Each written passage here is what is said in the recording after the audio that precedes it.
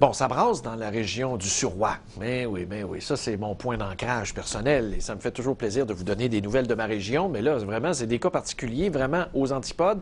Pour en parler, c'est Steve Sauvé qui nous rapporte ces nouvelles, qui est au journal Le Saint-François. Il est au bout du fil. Bonjour.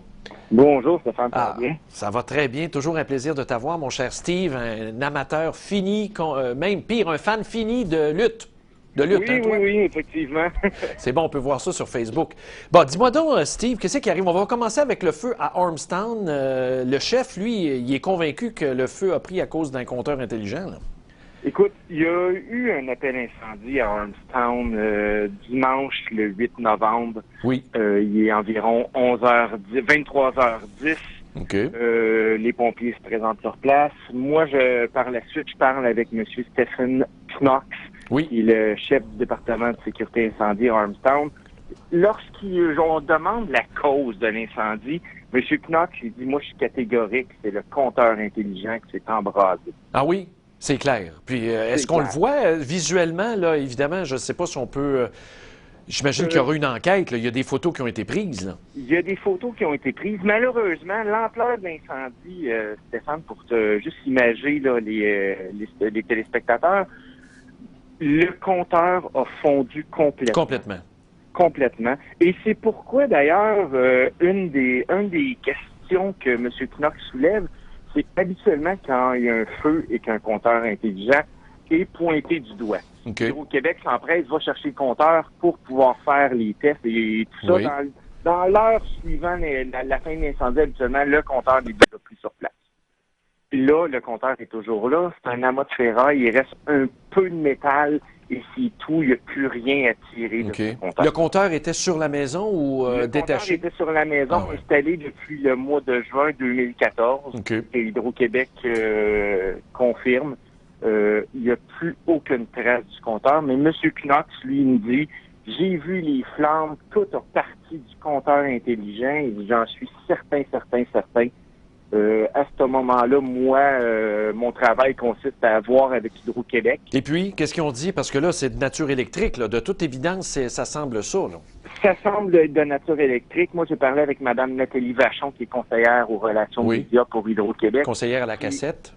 Qui, eux, nous disent non, ce n'est pas un compteur intelligent. C'est sûrement l'embâcle, comme le discours d'Hydro-Québec depuis... Attendez une minute, là. L'embâcle de quoi? L'embâcle, ce qui relie la maison au compteur et qui appartient au propriétaire de la maison, non à Hydro-Québec. Ah, OK. Je pensais que tu parlais de l'embâcle à Rivière-Châteauguay, puis je me disais, merde, on est juste au mois de novembre. OK, mais moi, je connais rien à l'électricité, donc ça serait une affaire de même, là. Mais oui, c'est ce que Hydro-Québec me dit. Moi non plus, je suis vraiment pas un expert en électricité. Par contre, le point que moi j'ai soulevé là, dans mon article en traitant cette nouvelle-là, c'est combien de fois Hydro-Québec nous est arrivé en disant c'est l'embâcle de la maison depuis l'installation des compteurs intelligents. Pourtant, auparavant, j'ai jamais écrit un papier sur une maison qui avait eu un incendie dû aux anciens compteurs. C'est vrai, avec les embâcles aussi, j'imagine, ça devait être le même principe. Oui, pourtant, c'est le même. Là. Moi, quand ils ont changé mon compteur chez nous, ils ont changé le compteur, mais ils n'ont pas changé mon électricité de maison. C'est tout, exactement. Non, c'est un bon point. Ça mériterait peut-être une petite demande d'accès à l'information, voir. C'est peut-être toujours la même raison qu'ils donnent. Oui, bien, jusqu'à présent, sur les 3 600 000 compteurs qui ont été installés, Hydro-Québec confirme et assure que chaque fois qu'il y a eu un feu, c'est l'embase de la maison qui est à pointer du doigt et non le compteur. Bon, on va fouiller avec l'ordre des électriciens. Mais là, l'autre cas que tu veux nous parler, ça vient de sortir, c'est tout chaud, là. L'autre cas, effectivement, ça vient de sortir, ça a sorti la semaine dernière. Des accusations de voyeurisme qui ont été déposées. C'est ça? Ben oui, qu'est-ce que c'est ça, cette affaire-là? Raconte-nous ça. Ça se passe dans une école secondaire de la région? Avant tout, ça se passe à Saint-Zotique, en Montérégie. Oui. C'est un peu une découverte là, qu'on a fait, nous, au journal. Ce qui est arrivé, c'est un nom, l'homme du nom de Francis Côté est accusé au criminel, il a passé à la cour pour voyeurisme. Mais comment ça s'est concrétisé, cette affaire-là? Qu'est-ce qu'il faisait? Lui, il aurait été surpris, et je dis bien aurait... Oui, au conditionnel, la présomption d'innocence. Effectivement, aurait été surpris par les policiers alors qu'il se masturbait en regardant dans les fenêtres de son voisin. OK. Il regardait les enfants du voisin.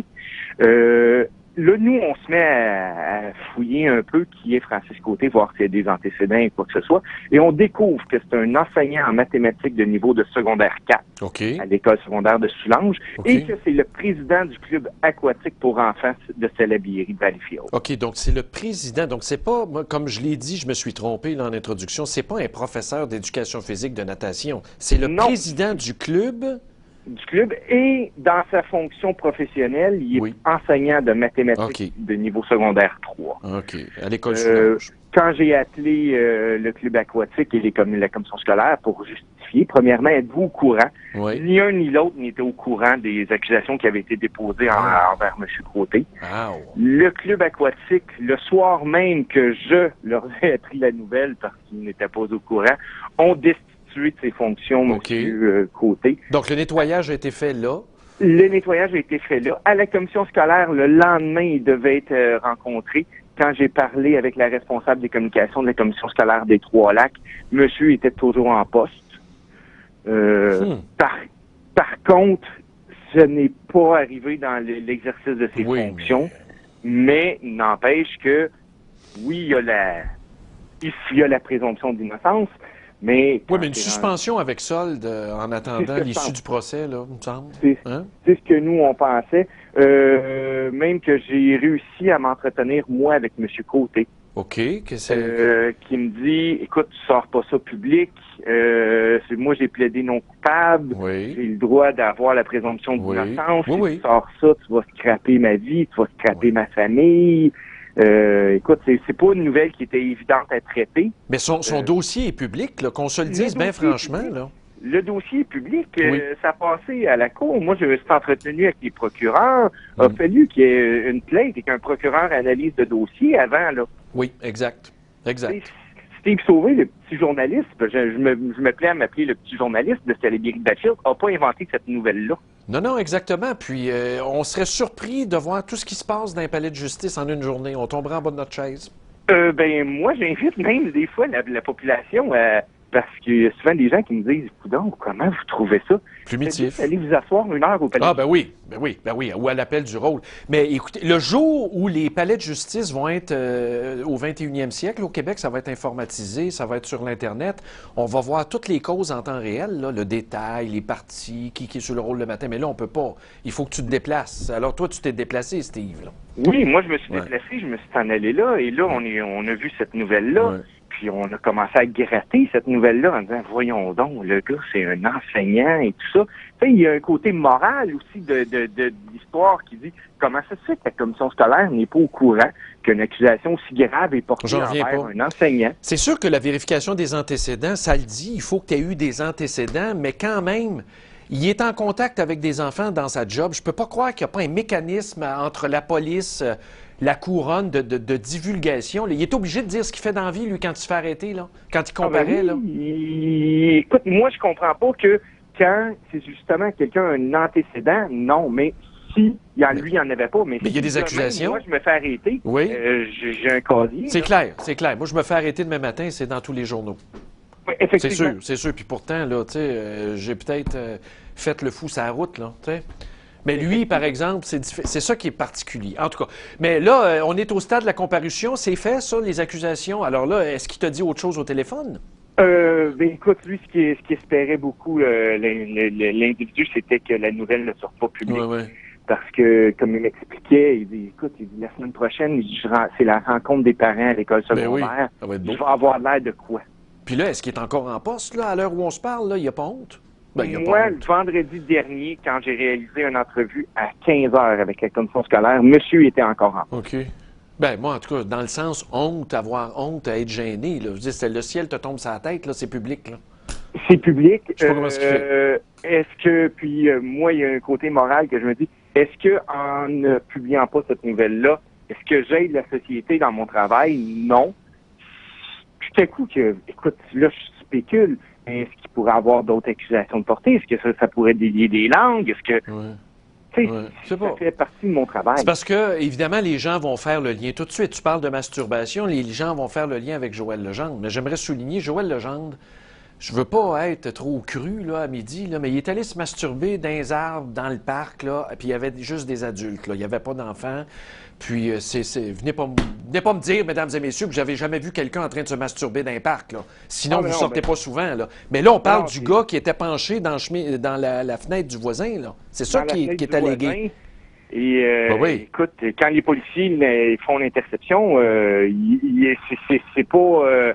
il n'y a pas les mains dans ses poches, là. Ben, en tout cas, on parle pas de la même affaire. Je veux juste dire aux gens, là, avant qu'on s'emballe, qu'on parle pas de la même affaire. Mais Steve, merci beaucoup d'avoir pris le temps ce midi. On va suivre ça. Ben merci, Stéphane. Tiens-nous informés. Dès qu'il y a de quoi dans le Surroi, tu me buzzes. Parfait. Merci. Bye bye. Au revoir. Bye. Un fan fini de la lutte. Ah oui, Steve Sauvé, S-T-E-V-E Sauvé. Allez sur sa page Facebook. Ce gars-là, il organise de la lutte. Il est vraiment partout dans la région du Surroi. D'ailleurs, il ressemble un peu à Mad Dog Vachon. As-tu vu sa photo? On remet donc la photo. Vous ne trouvez pas qu'il y a un petit look Mad Dog Vachon, un peu? Il y a un look de lutteur. Hein? Bon, alors là, on va prendre une petite pause, les amis. Je vous rappelle.